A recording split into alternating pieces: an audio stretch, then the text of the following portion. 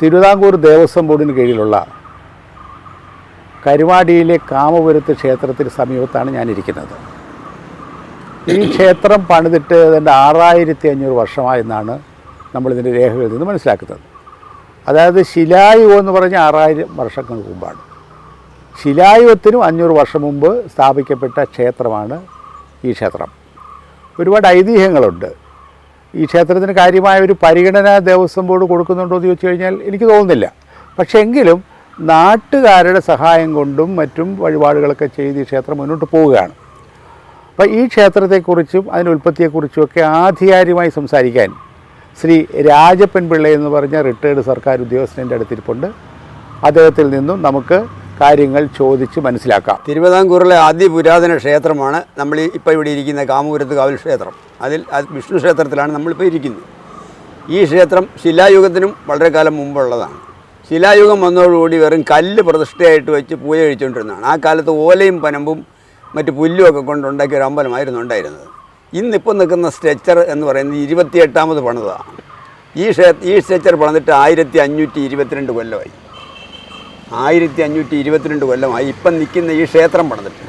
പക്ഷേ ഇതിന് ഒരു കാലത്ത് ഓലയായിരുന്നു, അത് കഴിഞ്ഞ് പാത്തി ഓടായിരുന്നു, അത് കഴിഞ്ഞ് മാടോടെന്ന് പറഞ്ഞ റോഡായിരുന്നു, നീളത്തിലുള്ളത്, ചുണ്ട് ഇങ്ങനെ കൂർശിച്ച് പുറകിലൊരു ഇതുള്ള തടവുള്ളത്. അത് കഴിഞ്ഞ് ഈ ഓട് ഇട്ടിട്ട് ഇപ്പോൾ ഏതാണ്ടൊരു 60 വർഷമായി. KP മേനോൻ എന്ന് പറഞ്ഞ ഒരാൾ ദേവസ്വം കമ്മീഷണർ എന്ന കാലത്ത് അതിന് ഈ ഓടിട്ടത്. ഈ ക്ഷേത്രം അതിപുരാതനമാണ്. ഇവിടെ പള്ളിപ്പാന, വിജയബലി മുതലായ എല്ലാ അമ്പലപ്പുഴ ക്ഷേത്രത്തിൽ നിന്ന് നടക്കുന്ന 12 കളഭവും 1500 കളഭവും ഒഴിച്ച് ബാക്കി എല്ലാം ഇവിടെ നടക്കുന്ന ഉത്സവങ്ങളായിരുന്നു. ശംഭുശ്ശേരി മഹാരാജാവിൻ്റെ ആവിർഭാവത്തോടു കൂടി അദ്ദേഹം നെടുമുടിയിൽ നിന്ന് ശംഭുശ്ശേരിയിൽ വന്ന് കൊട്ടാരം തീർത്ത് ഇവിടെ താമസമായപ്പോൾ അദ്ദേഹത്തിൻ്റെ ആരാധനമൂർത്തി കൃഷ്ണനായി അംഗീകരിക്കുകയും അത് മഹാക്ഷേത്രമാക്കുകയും ഇവിടെ നിന്ന് ഇതെല്ലാം എടുത്ത് അമ്പലപ്പുഴ ക്ഷേത്രത്തിലോട്ട് കൊണ്ടുപോവുകയും ചെയ്തതാണ്. എന്നാൽ അതിനുശേഷം രാജഭരണകാലം മുതൽ ഇന്ന് വരെയും ദേവസ്വം ബോർഡ് 1950 നിലവിൽ വന്നെങ്കിലും അവരും യാതൊരുവിധ പരിഗണനയും ഈ ക്ഷേത്രത്തിന് നൽകിയിട്ടില്ല. ഇപ്പോൾ കുറച്ച് നാളായിട്ട് ഇവിടുത്തെ ഉപദേശ സമിതിയും ക്ഷേത്ര പരിസരവാസികളും മനുഷ്യരുമൊക്കെ ആയിട്ട് ഇടപെട്ട് ഇവിടെ ചില കാര്യങ്ങളൊക്കെ ചെയ്തു തീർത്തിട്ടുണ്ട്. ഊട്ടുവര, അതിൻ്റെ അനുസാരികൾ, പിന്നെ നടപ്പന്തൽ, അമ്പലത്തിൻ്റെ കേടുപാടുകൾ, ഈ ചോർച്ച നിർത്തുന്നൊരു പരിപാടി, ഇതൊക്കെ ചെയ്തിട്ടുണ്ട്. പിന്നെ ഇവിടെ ആദ്യം ഉണ്ടായിരുന്ന പ്രതിഷ്ഠ ഒരു 1500 കൊല്ലം മുമ്പ് ഉണ്ടായിരുന്ന പ്രതിഷ്ഠ എന്ന് പറഞ്ഞാൽ മഹാവിഷ്ണു ശങ്കരനാരായണനായിരുന്നു. ശങ്കരനാരായണൻ എന്ന് വെച്ചാൽ പാതി സ്ത്രീയും പാതി പുരുഷനുമായിട്ടുള്ള പ്രതിഷ്ഠയാണ് ശങ്കരനാരായണൻ. അപ്പോൾ ശൈവരും ദ്രാവിഡരും തമ്മിലുള്ള വഴക്കിനെ തുടർന്ന് ആ വിഗ്രഹം ജലാധിവാസം ചെയ്തിട്ട് ഇവിടെ വിഷ്ണു പ്രതിഷ്ഠയാണ് ഇപ്പോൾ ഉള്ളത്. ഇപ്പോൾ ഇരിക്കുന്ന പ്രതിഷ്ഠ വിഷ്ണുവാണ്. അപ്പം ദേവസ്വം ബോർഡിൻ്റെ റെക്കോർഡിലെല്ലാം ഇത് വിഷ്ണു ക്ഷേത്രം, കാമപുരം വിഷ്ണു ക്ഷേത്രം എന്നാണ് അറിയപ്പെടുന്നത്. പക്ഷേ നാട്ടുകാരായ സർവ്വ ആളുകളും ആചരിക്കുന്നത് ശങ്കരനാരായണ മൂർത്തി എന്നുള്ള പേരിലാണ് ആചരിച്ചുകൊണ്ടിരിക്കുന്നത്.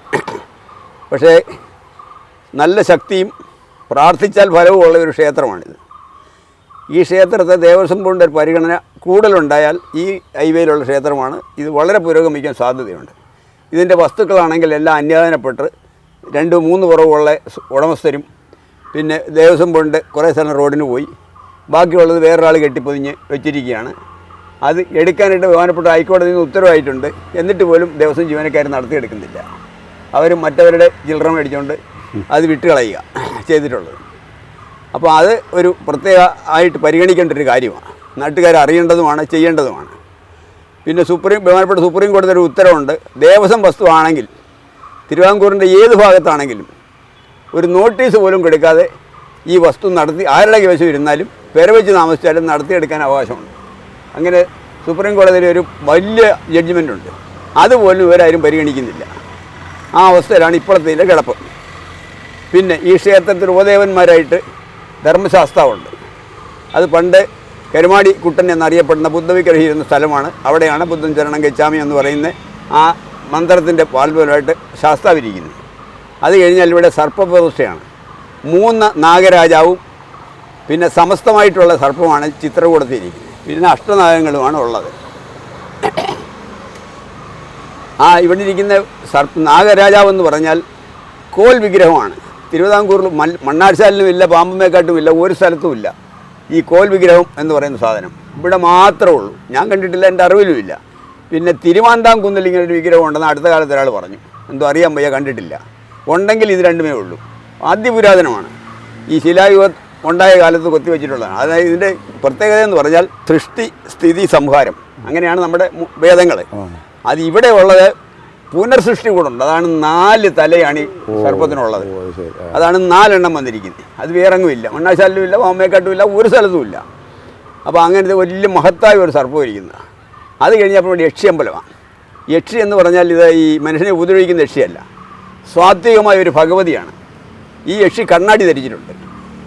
വേറെ തിരുവിതാംകൂറിൽ ഒരു സ്ഥലത്തും അല്ല, ഇപ്പോൾ ഇന്ത്യയിൽ തന്നെ ഒരു സ്ഥലത്തും കണ്ണാടി ധരിച്ച ഒരു ദേവി ഉണ്ടെന്ന് പറയാൻ പറ്റത്തില്ല. ഉണ്ടോ? കേട്ടിട്ടുണ്ടോ? ഇല്ല. ഈ യക്ഷി കണ്ണാടി ധരിച്ചിട്ടുണ്ട്. കരിങ്കല്ലിൽ തന്നെ കണ്ണാടി കൊത്തി കണ്ണാടിയുണ്ട്. പിന്നെ അതുകൂടാതെ അതിൻ്റെ തൊട്ട് വടക്കുവശമായിട്ടിരിക്കുന്നത് കൊട്ടാരം സർവാധികാരായ വൈക്കത്ത് പത്മനാഭപിള്ള, കുഞ്ചിക്കുട്ടി സർവാധികാർ, ഗോവിന്ദപിള്ള, വല്ലിശങ്കരൻ എന്ന് പറയുന്ന 4 സർവാധികാരന്മാരാണ് അവിടെ ഇരിക്കുന്നത്. ഇവരെല്ലാം തിരുവിതാംകൂർ ഈ സർവാധികാരി എന്ന് പറഞ്ഞാൽ അന്നത്തെ പ്രധാനമന്ത്രിമാരാണ് രാജഭരണകാലത്ത്. അവർ കൊട്ടാരത്തിൽ നിന്ന് നേരിട്ട് ഇവിടെ ഇരുത്തിയിരിക്കുന്ന, തറകെട്ടി അവിടെ ഇരുത്തിയിരിക്കുന്ന അതാണ് ഈ ഉപദേവതകളുടെ. പിന്നെ ഇതിനകത്ത് മുളകറയെന്നും പറഞ്ഞൊരു ഒന്നാണ്. അതായത് ഉത്സവത്തിന് ഭഗവാനെ കിടത്തേണ്ട സ്ഥലമാണ് മുളകറ. പക്ഷേ ഇവിടെ കുറേ കാലം ഉത്സവം നിന്ന് പോയതുകൊണ്ട് 19 കൊല്ലം ഇവിടെ ഉത്സവമില്ലായിരുന്നു. എത്ര വർഷം? 80 കൊല്ലത്തോളം ഉത്സവമില്ല. നാട്ടുകാർ തമ്മിൽ വഴക്കിട്ട് ഉത്സവം നിർത്തിപ്പോയി. അപ്പോൾ ആ കാലഘട്ടത്തിൽ ഈ മുളവറയ്ക്കകത്ത് ഒരു പീഠം ഉണ്ടാക്കിയിട്ട് ഈ ഉപദേവന്മാരെ കൊച്ചു കൊച്ചു ദൈവത്തിനെ കൊണ്ട് അതിനെ പ്രതിഷ്ഠിച്ചു. അത് മഹാദേവൻ, പാർവതീദേവി, നന്ദികേശൻ, പിന്നെ മുരുകൻ, ഗണപതി, പിന്നെ സിദ്ധി, ബുദ്ധി, വള്ളി, ഇത്രയും കുടുംബം അതിനകത്ത്, ശിവൻ്റെ മൊത്തം കുടുംബം അതിനകത്ത് ഇരിപ്പുണ്ട്. അവർക്കും പൂജയുണ്ട്. ആണ്ടിലൊരു ദിവസം എന്തെങ്കിലും ചെയ്യും. ധാര മുതലായ കർമ്മങ്ങളും ചെയ്യാം. പൊതുജനം വഴിപാട് കഴിക്കുകയാണ്. ദേവസ്വം പൊടിയൊന്നുമില്ല. അത്രയുമാണ് ഈ ക്ഷേത്രത്തിന് മഹാത്മ്യം. അങ്ങേ ക്ഷേത്രത്തിൽ ഭഗവതി ക്ഷേത്രമാണ്. ആ ക്ഷേത്രത്തിൽ പണ്ട് നടന്നുകൊണ്ടത് 28 ദിവസത്തെ ചൂട്ടിട്ട് പടയനിയാണ്. ഈ 28 ദിവസത്തെ ചൂട്ടിട്ട് പടയനി എന്ന് പറഞ്ഞാൽ ഇത് 4 കലക്കാരാണ് പ്രധാനമായിട്ടുള്ളത്. 4 കരക്കാർ പുറകെ ഉണ്ട്. 8 മുറിക്കരക്ക് തലവടി തൃക്ക വരെ ഈ ക്ഷേത്രത്തിൻ്റെ കീഴിലുള്ളതാണ്. എടുത്തേക്കപ്പുറം തലവടി ഉണ്ടല്ലോ, തലവടിയിലെ തൃക്ക ക്ഷേത്രം വരെ ഈ ക്ഷേത്രത്തിൻ്റെ കീഴിലുള്ളതാണ്. പണ്ട് ഇവിടുന്ന് പറക്കെഴുന്നള്ളിച്ച് പോയ തൃക്ക ക്ഷേത്രത്തിലാണ് കഴിയുന്നത്. സംഭാവന അവിടുത്തെ മുഴുവൻ പറയെടുത്ത് 6 ദിവസം കഴിഞ്ഞ് ഇങ്ങോട്ട് വരത്തുള്ളൂ ആയുധമായിട്ട്. അങ്ങനെയായിരുന്നു ഒരു കാലത്തെ ചടങ്ങ്. അപ്പം അത്രയും മഹത്തായിരിക്കുന്ന ഒരു ദേവീക്ഷേത്രമാണത്. ആർക്ക് എന്ത് അസുഖം ഉണ്ടായാലും മസൂരി മുതലായ വലിയ വലിയ മാൽപ്പൂസമൊക്കെ വന്നു കഴിഞ്ഞിരുന്നാൽ ഇവിടെ ഓടി വന്ന ആളുകൾ നെഞ്ചത്ത് തലയിട്ട് കരയും. എൻ്റെ അമ്മയെന്ന് പറഞ്ഞ് കരയും. കരഞ്ഞു കഴിഞ്ഞാൽ ഇവിടുന്ന് വെളിച്ചപ്പാട് ഉടനെ തന്നെ ഒരു എലിഞ്ഞി തൂപ്പ് ഓടിച്ച് ഇച്ചിരി പസുമായിട്ട് ചെല്ലും. ഇതുകൊണ്ട് ആകെ ഒരു തൂത്തി പസുമിട്ട അസുഖം കാണത്തേയില്ല. അത്ര മഹത്തായ ഒരു ക്ഷേത്രമാണത്. അതിൻ്റെ അവസ്ഥ ഇന്ന് വളരെ ശോചനീയ അവസ്ഥയാണ്. എന്നാൽ ഈ അടുത്ത കാലത്തായിട്ട് അത് സ്വല്പം പുരോഗമിച്ചിട്ടുണ്ട്. ഇല്ലെന്ന് പറയാനൊക്കത്തില്ല. നാട്ടുകാരുടെ പരിശ്രമം കൊണ്ടാണ്, ദേവസ്വം പൊണ്ടിയല്ല. അത് 2 കളത്തട്ടുണ്ടായിരുന്നു, ഒരു കളത്തട്ട് പോയി. ഈ 2 കളത്തട്ടിൻ്റെ ഇടയിലാണ് ചൂട്ടിട്ട് പടയനി 28 ദിവസം നടന്നുകൊണ്ടിരുന്നത് 8 മുറിക്കരക്കാരുടെ വകയായിട്ട്. അത് ഉറഞ്ഞാടുമായിരുന്നു. അതായത് അങ്ങ് ആട്ടം മൂത്ത് അനുഗ്രഹം കയറുമ്പോഴത്തേക്ക് വാളുകൊണ്ട് പെടലിൽ വെട്ടുമായിരുന്നു തുള്ളുന്ന ആള്. പിന്നെ അത് മുറിയത്തേ ഇല്ല, ചോരയും വരത്തില്ല, ഒലിക്കും ചോര. പക്ഷെ ആട്ടം കഴിഞ്ഞ് നിൽക്കുമ്പോൾ ഒന്നും കാണത്തില്ല, ഇല്ല. അത്ര ശക്തമായിട്ടുള്ള ക്ഷേത്രമായത്. വിളിച്ചാൽ വിളിയേക്കുന്ന ഭഗവതിയാണ്. അപ്പോൾ അതാണ് ഇതിൻ്റെ സ്ഥിതി. അപ്പോൾ ഇതിൻ്റെ ഉപദേക്ഷേത്രമായിട്ട് തിരുവിതാംകൂർ ദേവസ്വം ബോർഡ് അന്ന് വിളക്ക് കത്തിക്കാൻ ഒരു തുടം വെളിച്ചെണ്ണ കുട്ടനെ അനുവദിച്ചിട്ടുണ്ട്. ഈ ക്ഷേത്രത്തിൻ്റെ കീഴിലായിരുന്നു ഈ കുട്ടനെ ഇരുന്നുകൊണ്ടിരുന്നത്. 1964 കുട്ടനെ പുരാവസ്തു വകുപ്പ് ഏറ്റെടുത്തോടു കൂടിയാണ് ദേവസ്വം ബോർഡുമായിട്ടുള്ള ബന്ധം വിട്ട് ഇപ്പോൾ അവിടെ വിളക്കത്തീരുമില്ല, മനുഷ്യൻ കയറാൻ തന്നെ പാടാം. പിന്നെ ഈ ക്ഷേത്രത്തിന് മുൻവശത്ത് കാണുന്ന ആ കൽവിളക്ക്, തിരുമരം എന്നാണ് അതിൻ്റെ പേര്, വളരെ പൊക്കമുള്ളൊരു കൽവിളക്കുണ്ട്. ഇത് ഞാൻ 1951 ആദ്യം ശബരിമലയ്ക്ക് കന്നിമലയ്ക്ക് പോകുന്നു. ആ കാലത്ത് ശബരിമലയ്ക്ക് കെട്ടുമുറുക്കാൻ പെരിയസ്വാമി ഒരു വിരിപ്പ എന്ന് പായ വിരിക്കുന്നത്. വിരിപ്പ വിരിച്ചാൽ ഇത്ര സ്ഥലമേ ഉള്ളൂ. അപ്പോൾ ആ മടക്കി വെച്ചിട്ട് അതേ വെച്ചാൽ കെട്ടുമുറുക്കും. ഇന്നത് 8 അടി 9 അടി മാറിയിട്ടുണ്ട് കിഴക്കോട്ടും തെക്കോട്ടും. അപ്പോൾ അത് തനിയെ സഞ്ചരിച്ചുകൊണ്ടിരിക്കുക. ഈ കൊടിമരം ആ കൽവിളക്ക് മാടം ഞങ്ങൾ പല പ്രാവശ്യം ദേവപ്രശ്നം വെപ്പിച്ചു, മഹാന്മാരെയൊക്കെ കൊണ്ടുവന്നു. എത്രമാത്രം അത് കറങ്ങി കഴിഞ്ഞു? അതിപ്പോൾ ഒരു 8 അടി 9 അടി കിഴക്കോട്ട് മാറി തെക്കോട്ട് മാറിയിട്ടുണ്ട്.